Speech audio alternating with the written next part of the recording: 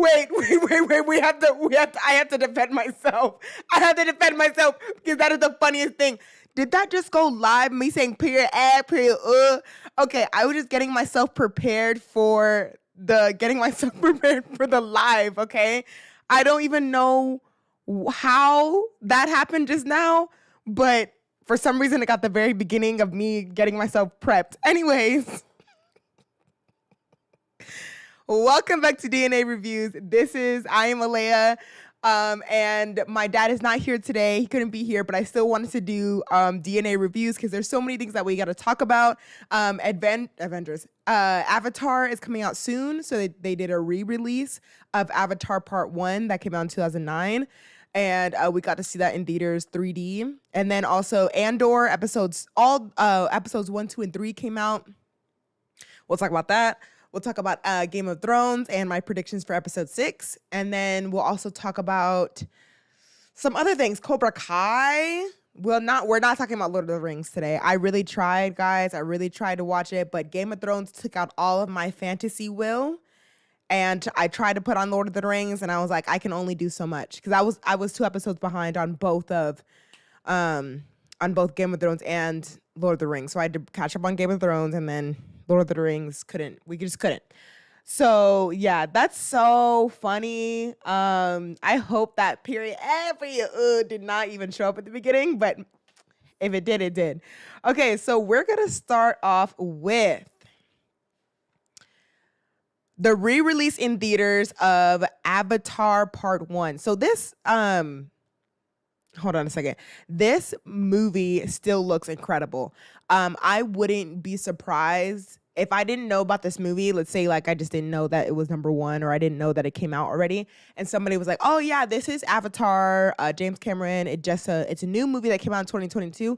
I would believe you. I'd be like, yeah, this is definitely a 2022 movie. The story, the CGI, the acting, this is definitely 2022. But no, this movie came out in 2009, and just seeing it in theaters again, because when I first saw this movie, of course, I was 9 years old. So I saw it like through a kid's eye. I didn't really grasp the story.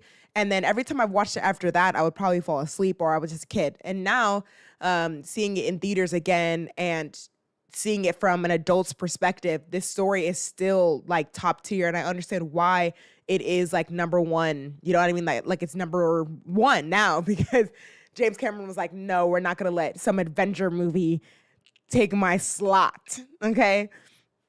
So I think that's really good. So anyways, I really enjoyed this movie.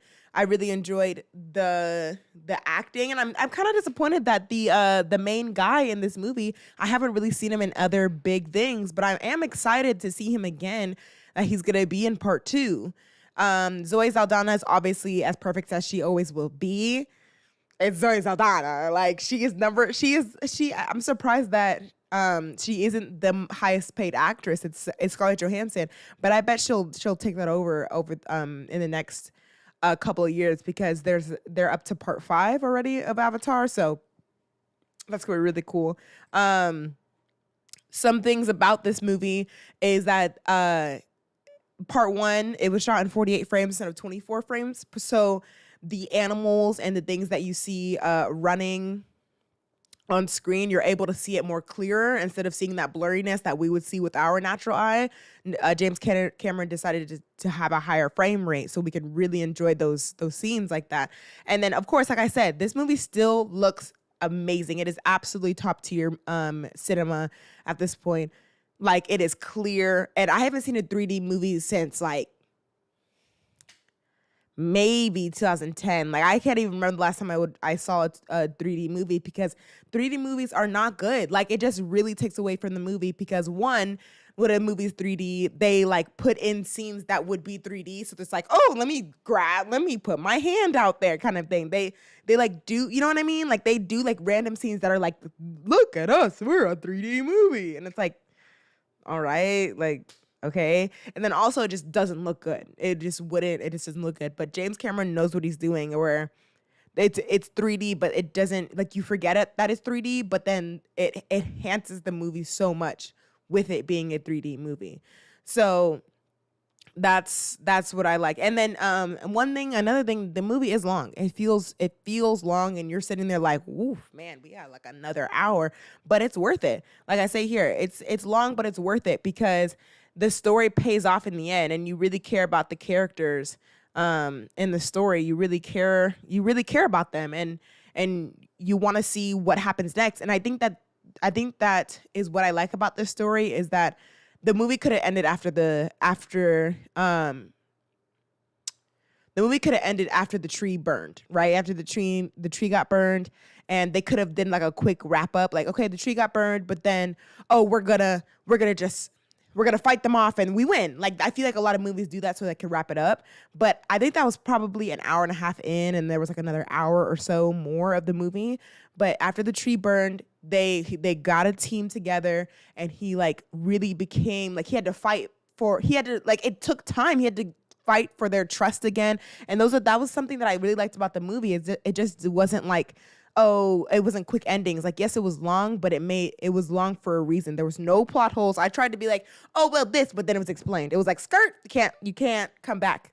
So this it was made in 2009. What am I even saying? Like, y'all know the movie. This movie's been out forever. All I'm gonna say is that I'm excited for part 2. At first I wasn't. Back up a little bit. At first I wasn't excited about part 2. Like, I'm not like I wasn't excited. I wasn't anticipating the movie. Like, oh, he's making a part 2. Of course I'm gonna watch it in theaters because it's James Cameron. He made an underwater camera. Of course I'm gonna go see this movie. But now I'm like, okay, I'm excited because like this is gonna be really good. And also after we watched after the movie ended, they showed us an extra sneak peek of Avatar 2. And yeah, you can really see that underwater camera at use. It is absolutely beautiful. You can really it's life changing for a filmmaker. Like, it's whoa, you know? So yeah, I'm definitely excited for something like for this kind of movie. So now we're gonna move on to Andor. Say with me, Andor. Andor, stay with me. Okay, I really like Andor, guys. I'm actually really shook by this show, because with Star Wars, you know,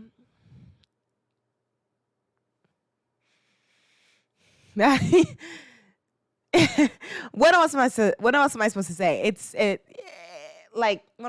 What am I trying to say? Let me think about it.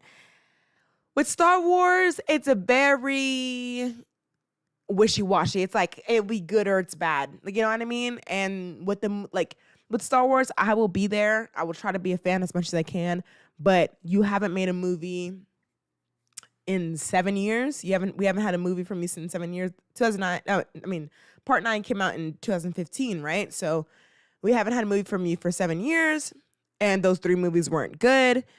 Bad Batch was okay. I really liked Obi-Wan, but not everyone really loved that show. Mandalorian's the best show on television, but Boba Fett wasn't very good. And then so now I'm like, Andor, I'm like, okay, we're getting this side story from Rogue One, from like this character from Rogue One. And don't get me wrong, Rogue One is one of the best newer Star Wars movies. That is the best Star Wars movie of the 2000s. Let me think about it. No. The prequels came out in 2000s, and I like part 3. But that of the newer movies, Rogue One's like the best one, because that story just fits so well with part 4, and the storytelling there was great, and the action was awesome. And so I was like, okay, I'll watch Andor. I never even thought that they would make this character a story on its own. So I'm like, okay, cool, let's watch it. And wow, this show with the writing and like the storyline is Cassian Andor gets like ambushed. First of all, he's looking for his sister, and he's in the bar looking for his sister, talking to these women, and she's like, oh, we don't even tell her real name, so I don't know what you're talking about. And in the bar, there's these 2 Imperial officers. I think I would say Imperial officers or just officers. And they're like bugging Andor, and he's like, just leave me alone. And so they go to this alley and they bug him some more. And so I think they were trying to rob him, or something like that, or fine him. It was either rob or fine. You know, it's very ambiguous. It's very like, I don't know. And so they fine him, and before they take his money, he fights them off, and he ends up accidentally killing one of the officers. And the other officer is like, yo, you killed him. Like, we can just, it's fine. Like, no, it's not fine. But like, we can just tell them that we were playing and you actually bumped into him. We can go to the office. It's fine. And Cassian is like, nah. Pow. That is how the first 10 minutes of the show begins. And, you know, if you're a writer, you know that the first 10 pages of any movie or show is the most important 10 pages, because that's the hook. And that is what that's what gets your show created. And that first 10 minutes hooked me. And I was like, oh my gosh, Cassian, our good guy, just killed these two people. What's going to happen now? And so he's on the run. And what I really like about the show is that it is gray. It's like, Cassian is in the wrong. He killed two people. That is wrong. And then we have this officer that his superior is like, let it go. We'll just say that somebody, that they just got in a brawl, and we'll make them heroes, whatever. Two people got killed, whatever. And the officer is like, no, like, two of my friends got killed. What are you talking about? I have to go avenge them. And so the officer's not in the wrong there. Like, that makes sense for him to go and avenge his friends or his coworkers or whatever. And so that's what I really love about this show, and something that we don't get a lot from other shows or from movies is that grayness. Like, I think of Black Panther with Killmonger, because you're like, I don't know, like, Wakanda, you could have helped us out a little bit. You could have helped us a little bit. You know, help your people. So you like, oh, like, I don't know. With Thanos, wait, let me talk, okay? Before you're like, come on, you're trying to justify Thanos. I'm not trying to justify Thanos, but it is a little gray, because he's like, I have to kill off half the population so that the other half can survive and have food and not be poor and in the dumps. But then you could have thought of something else. But his mindset of like, I'm trying to help people, is kind of gray. You know what I mean? So that's why I love, again, where Andor is trying to do something like that, where it's like, you know, because Andor is in the wrong. Am I not wrong? Am I not, I wish my dad was here right now, because I'm like, am I not wrong? Okay, you must be reviewing 2009, or it's come out to December. Oh, okay. You know, yeah. Okay, anyways, with Andor, like, right? Like, he's in the wrong. He really did kill two people. And so episode 3 is my favorite episode, because you see that these officers are trying to get to Andor, that they're like very close to getting him, and Andor meets this older guy that he's trying to sell this like very valuable box to, and they end up like getting in a firefight with the officers and themselves, and they end up getting away. And the thing is, the officers kill the little snitch. They kill little snitch, which is wrong. But then Cassian also kills more officers. It's like, yo, what? Like, I wonder where this show is going to go to, because it's just so like, what side am I supposed to be on right now? Like, obviously our protagonist is Andor, but our antagonists are the officers, but they're not bad guys. They're just doing their job. So that's what I really love about this show so far, and I'm really wondering where this is gonna go, and also where the older guy is gonna. I don't know. I should probably know his name, but how the older guy has what his what I'm trying to say, what his role is going to be in the rest of the show, and I wonder how many episodes are actually left in this. Hold on a second. Oh wait, hold on. Andor episode. How many episodes?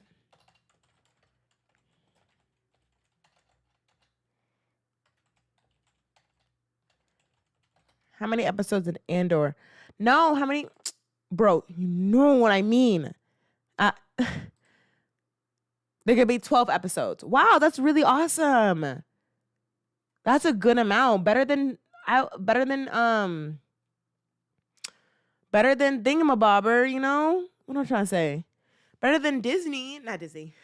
Star Wars is Disney. Marvel, better than Marvel. Like 12 episodes is such a good number. And so far we're on episode 3, so we're a fourth way into the season. We got characters established. We have our turning point where now Andor is on a new path and he's gotten away. He's in a spaceship now. Like this, oh man, I'm so excited for the show, and I hope that it just goes up from here. And for the reviews, the audience is with me. The critics gave it an 86 and the audience gave it an 82. I'm with that. I probably give it a 9 out of 10 right now. I want to give it a 10 out of 10, but I'm not going to until the show is over. I'm going to give it a solid 9 out of 10 right now for Andor. So let me know what you think of the show, because I'm feeling it. I'm definitely feeling it. So now, I didn't even show that to you. I'm so sorry.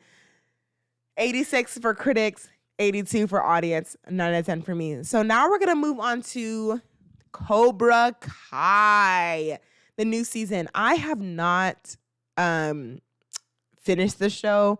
I am just way too busy nowadays to like be able to finish shows. But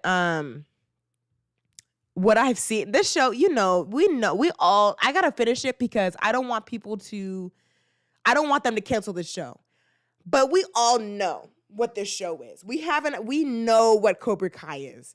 And it's cheesy, it's bad writing, it's just like, but the action is so good, and it's just it's like a fun time. Like everyone just has so much fun watching Cobra Kai. So I need to finish the season so they don't like cancel it because, but it is bad. You know what I mean? Like I've seen like 3 episodes now, and I'm like, yo, but it's so fun. Like it's something that we won't get again unless they do like another like spinoff. But having the original characters come back, and then having like even other characters from the movies come back, and they're fighting each other and blah, blah, blah. But it all makes just no sense. Like the whole show makes just no sense because it's adults fighting children. Where are the police? Who is, you know what I mean? But it's just a fun time. So we know what Cobra Kai is. Cobra Kai is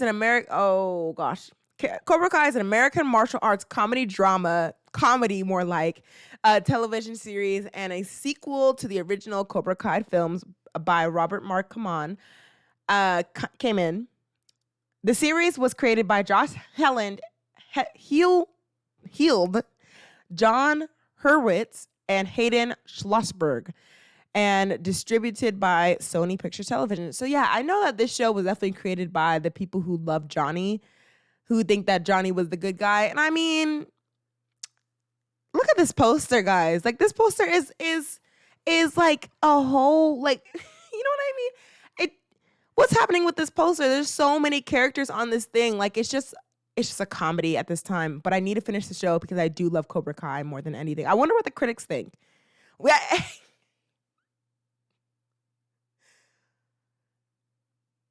I mean, yeah, sure. Like that means they'll get a season 6. Good. I mean, sure. I wouldn't give it a 95 or a 93. I would probably give this show a 6 out of 10. But because of the way it makes me feel, I'll give it a 9 out of 10. All right. Moving on to, okay, there was definitely supposed to be something there. Oh, House of Dragon. What happened to the picture for House of Dragon? Okay, we're moving on to House of Dragon, which this show, guys, you know how I feel about this show. Like, I don't think I can do it anymore. It's not like I don't like it. I'm just not, like, again, I'm just not a fantasy person. I'm really trying my best to, like, get into fantasy and really, like, get into it. But it's just, like, I don't want to hear about your incest. Right? I don't want to hear about being with a child. The one that still gets me is that he was trying to be with his cousin's daughter, and she was 11 years old, and she was like, well, you don't have to bed me until I'm 14. And he's like a 70-year-old man. He's like 60, 50, 60. But he's like a billion years old. Like, come on. This is like what we got to watch. So I'm watching the show because my dad really loves Game of Thrones. And I never watched the original Game of Thrones. I was only ever I never watched it, so I'm watching House of Dragon blind. And so the last two episodes, episodes 4 and 5, episode 4 was okay, and that episode had hold on a second. Episode 4 had Rhaenyra and Daemon kiss, and I'm just like, why? And that scene was so interesting because Rhaenyra wanted to be with him. She was definitely wanting to be with him. And Daemon was like, you were supposed to push me away, and so that I could get to your father. Because I think Daemon wanted Rhaenyra to push him away and then run to her father and be like, this is what Daemon's trying to do. So that he was really just trying to get to the father. Even though the king invited Daemon back into their home, they were like, okay, fine, Daemon, you're back. But no, he was still trying to become king in some way. So whatever. So that doesn't end up becoming anything. And so Rhaenyra decides to be with Criston Cole, and they have their whole relationship going on now. Whatever. So the king finds out about Daemon from the queen's dad. And the dad is like, yeah, so Daemon and Rhaenyra were found in some dungeon, whatever, kissing. And the king is like, yo, really? First,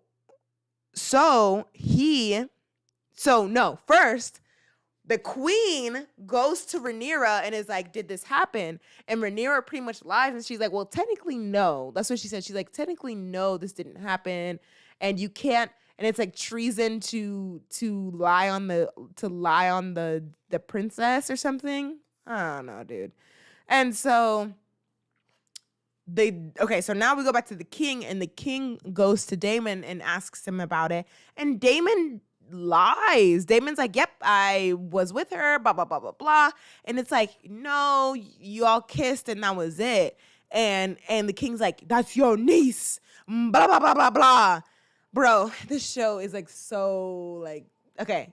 Anyways, that's your niece. And so the king goes to Rhaenyra and is like, do you understand that you just tarnished our name by doing this? You know that nobody likes Daemon, blah, blah, blah. And so now she has to quickly find somebody to marry. And so now she has to find someone quickly to marry. And so she goes to her cousin. And so now they're older. So remember the little girl that was like, you don't have to bet me till I'm 14. She's older now. And also her brother's older now. And her brother and Rhaenyra are going to marry. And we also find out that the only healthy relationship in this whole show is a secret. It's a secret. Like, nobody even knows about the relationship. It's the only healthy relationship in the show. And it's between her cousin and his boyfriend. And they're the only ones that actually love each other. I think actually the only other relationship maybe is probably his dad and his mom. Yeah. But like, that's it. Everyone else is like in a toxic relationship, and I'm not here for it. And so, we find out that Rhaenyra is going to marry her cousin who is gay. And so they're going to end up having an open relationship so that they can just both get what they want. And so they have their wedding, and everyone knows, even me that hasn't watched Game of Thrones, the original Game of Thrones, know that something bad will always happen at a wedding. If you know about, the Red Wedding, something always bad happens at a Game of Thrones wedding. And so this part, I'm probably have to ask my dad about. I'm so confused about why Criston Cole went crazy and killed that guy. Don't understand why he went crazy. Was it because he wanted to be with Rhaenyra so bad? But then that guy that he killed had nothing to do with Rhaenyra. Yes, he was with Rhaenyra's new husband now, but that had nothing to do with Rhaenyra. Like, he specifically, I would have understood if he killed Rhaenyra's new husband. Sure, that would have made more sense. But why did Criston Cole go all like crazy like that? So that's gonna have to be explained, because I probably missed things as I was trying to watch the show. I'm not going back. I'm not rewatching the show. So I missed it.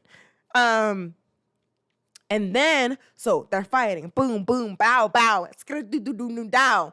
I thought that Daemon, because okay, this show's actually kind of crazy. Now that I'm like unpacking it for myself, Rhaenyra was like, Daemon, if you want me to be your wife, you have your sword, kill all these people and take me to your kingdom and force me to be your wife. Bro, that is your uncle, bruv.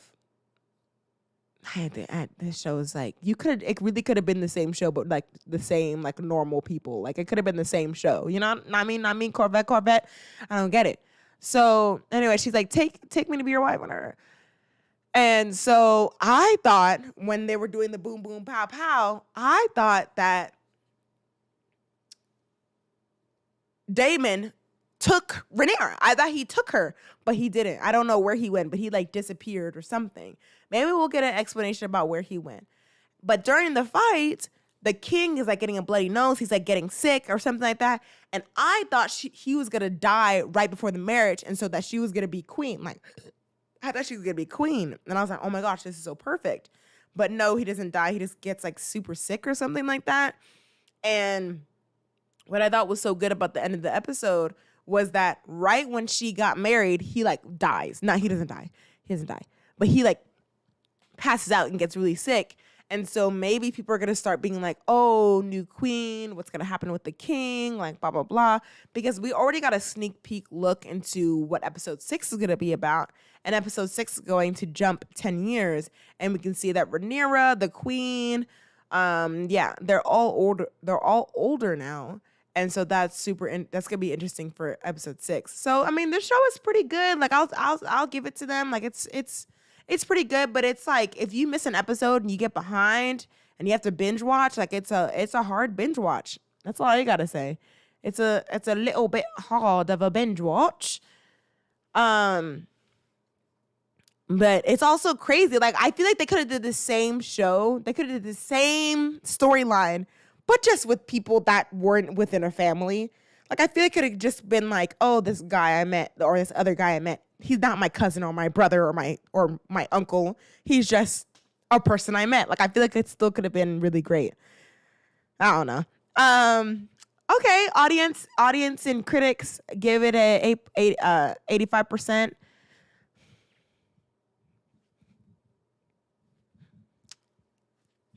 I keep shrugging because I don't know what to say. I give episode 5 an 8, and I give episode 4 like a 7, like a 6. Yeah, I give episode 4 a 6 and episode 5 an 8. I'll just give it that. Okay, we're gonna move on to She-Hulk. I don't know why things are not popping up. They were definitely there earlier. Moving on to She-Hulk, guys. Okay, I have to defend this show. Something is going on.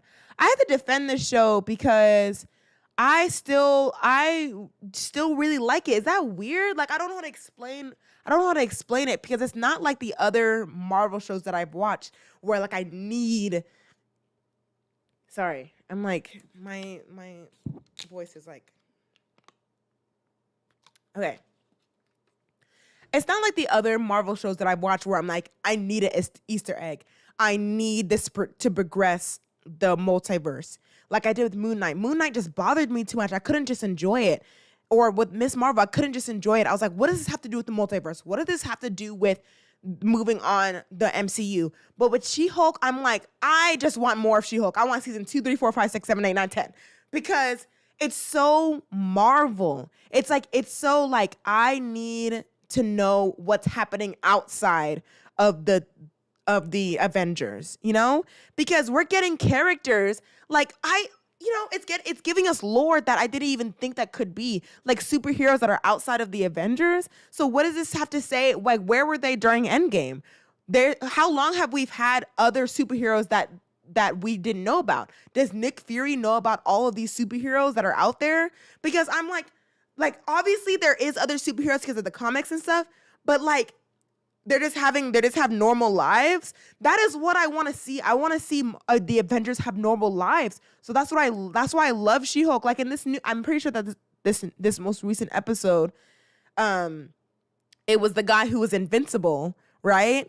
I should have rewatched it. It was the guy who couldn't die, and he had like 6 wives and a husband, and he kept killing himself instead of to get out of the relationship instead of just being like, hey, I'm done. And I thought that was like really funny. And it's just like a superhero having a normal life. And also, let me see if we have any highlights here. I didn't write it in. In my head, I wrote it in. I didn't write it in. Y'all give it a 39%. Okay, before we get to that. But anyways, this show reminds me of this other show called I Don't Remember. And it had Vanessa Hudgens in it. And the show was about the normal people that had superhero, like it was a superhero world, but it was about the normal people and having to live in a superhero world where like superheroes destroyed their cars and like destroyed buildings, and they had to like, it was such a normal show, but it had like superheroes, you know what I mean? And that's how I feel about She-Hulk. It's like we get these like little stories, and I want this to have a season 2 and move on. Like, you know, it doesn't always have to be multiverse, and this show has helped me with that. And I think that this audience thing is probably so low because people want Daredevil so bad. And yes, the episode before this, we did get a sneak peek of Daredevil's helmet. Sure, that's really, really awesome, and I can't wait till he shows up in the show. And in this wedding episode, she literally says at the beginning, at the fourth wall break, she's like, "Oh, we're having a wedding episode. I know that this is really inconvenient, but that's how weddings are." She knows exactly what you're going to think. She knows that we want to see Daredevil more than anything right now, and that if that makes you give this show a low score, then you're not actually watching the show. You know what I mean? You're just wanting Daredevil. So how about we just turn the TV off and wait for the Daredevil episode, watch the Daredevil episode, and leave. Because you're not actually watching the show. If that's your only complaint and you're giving it a 3 out of 10 because Daredevil didn't show up this episode, maybe we should reevaluate your critics, like your movie critic style. You know what I mean? So let's talk about this. Let's talk about this wedding episode.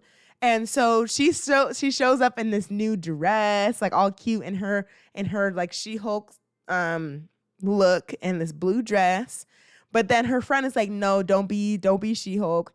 And then Titania is there, and she's like, literally, Titania's here to kill me. Like, hello. And Titania really was there to kill her. So it was just a fun episode. She got drunk because she was like, I don't want to be here as just Jess, Jane, Jess, June, Jen. I don't want to be here, Jen. I don't want to be just Jen. And she meets a guy, which I'm suspicious about, by the way.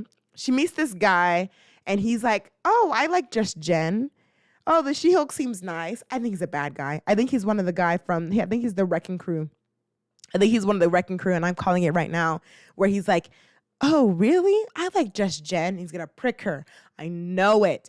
Because this episode's not done. Because I did see the teaser for the Daredevil, and she was in a pink dress. And right now she's in a pink dress in this episode. So I think next episode, I think it's episode 5 or 6, whatever. The next episode is going to be Daredevil in it because she's in her She-Hulk attire and she's in a pink dress. So something's going to happen. The Wrecking Crew's going to show up and Daredevil's going to kill it. So my question is to you, what do you think Daredevil's going to do? Because this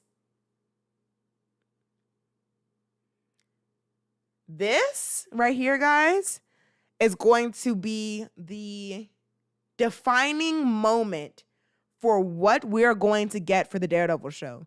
Like, Marvel cannot mess this up. Like, I'm being so serious right now. Whatever Daredevil's going to do in She-Hulk, he cannot mess it up. Like, if his fight scenes are like trash and there's a bunch of cut scenes or it's just trash, it's going to be a defining moment for what we're going to already expect from the Daredevil TV show. Because I'm already kind of icked from Hawkeye, seeing Kingpin and Hawkeye and having Kate Bishop already defeat him and having Echo just shoot him in the eye and blah, blah, blah. I think that's what it was or something like that.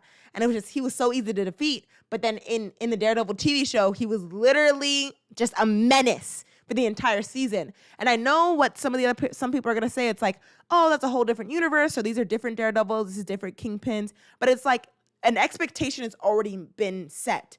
And the thing is, the character of Kingpin is already known to be an extremely powerful dude, and he has this presence, even from the Daredevil show and from Into the Spider-Verse.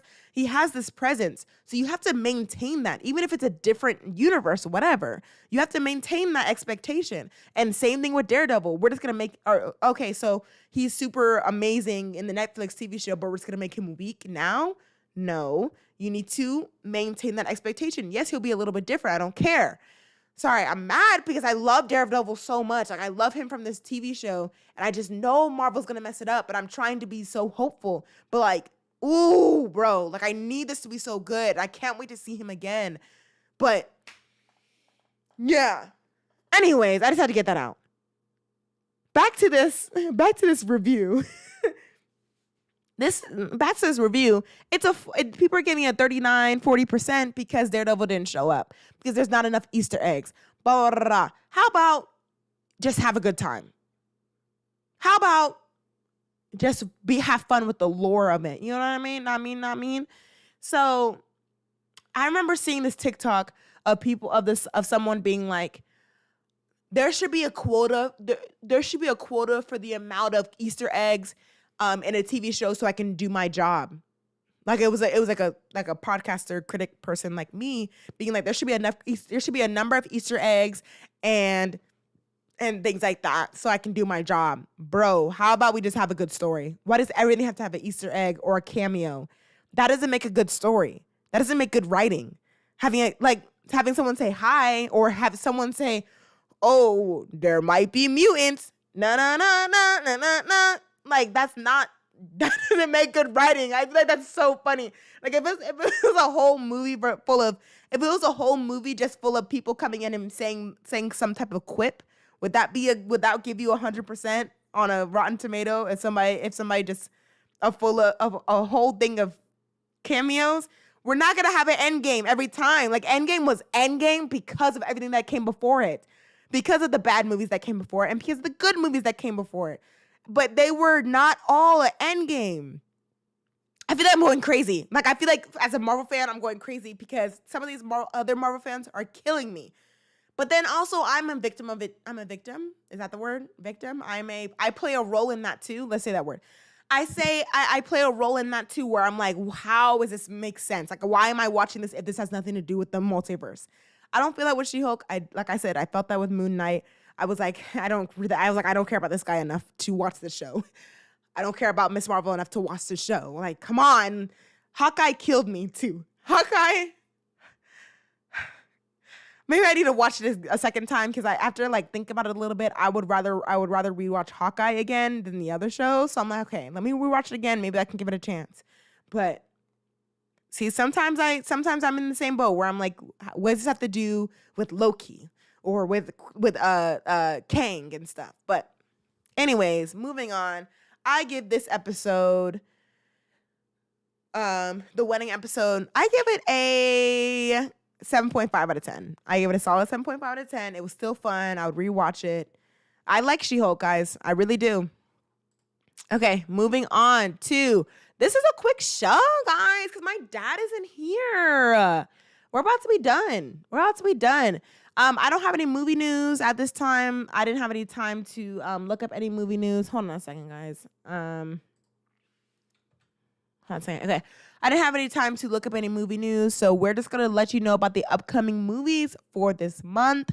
Did these movies already come out? Yeah, these movies already came out. So I haven't seen Pearl or Running the Bases, but I did watch Woman King, and we didn't get to do a review for that. Oh, hi, Dan. I did watch Woman King, but we didn't get to do a review for that. This movie was absolutely a 10 out of 10. And that's not just me saying that. I literally mean that this movie was a 10 out of 10. You can't tell me anything that was wrong with this movie. And I don't even want to hear it.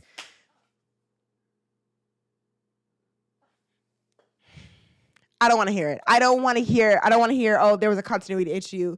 The lighting wasn't good. I don't want to hear it. It was a perfect movie. Actually, I did want to talk about the lighting in that movie because that is this movie is going to be in film, and it's going to be in like the film education books, because Black Panther was already in, when I was in college, was already in like some of my film books. And this movie is going to be, because the night scenes, some of the night scenes and how they lit Black people in the dark at night was so much different from how they light white people, because they were using white light instead of blue light. And so we were just they were using white light, and then as a backlight, they were using orange. And it just looks pristine, okay? So I already know it's gonna be in the film books to be like, this is how you light us, okay? Like, this is how we're supposed to look, not washed out. Their skin looked so beautiful because it looked good. Okay, that's it.